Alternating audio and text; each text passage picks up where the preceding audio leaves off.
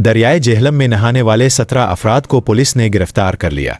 ये कार्रवाइयां जेहलम पुलिस ने दरियाए जेहलम और नदी नालों में नहाने पर आई पाबंदी पर अमल दरामद के सिलसिले में की।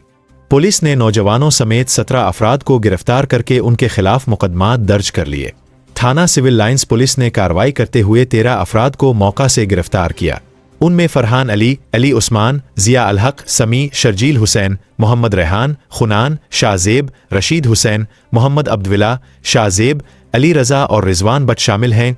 इसी तरह थाना सिटी पुलिस ने भी मुअस्सिर कार्रवाई करते हुए 4 अफराद मोहम्मद इमरान, मोहम्मद आसिफ, मोहम्मद इरशाद और मोहम्मद अदनान को हिरासत में ले लिया। हालिया दिनों में दरियाए जेहलम और समाल डैम्स में नहाने के दौरान कई अफसोसनाक हादिसात पेश आ चुके हैं। सिर्फ गुज़श्ता 2.5 माह में दरियाए जेहलम और समाल डैम्स में नहाते हुए कम अज़ कम 2 दर्जन नौजवान, जिनमें एक लड़की भी शामिल है, जान की बाजी हार चुके हैं।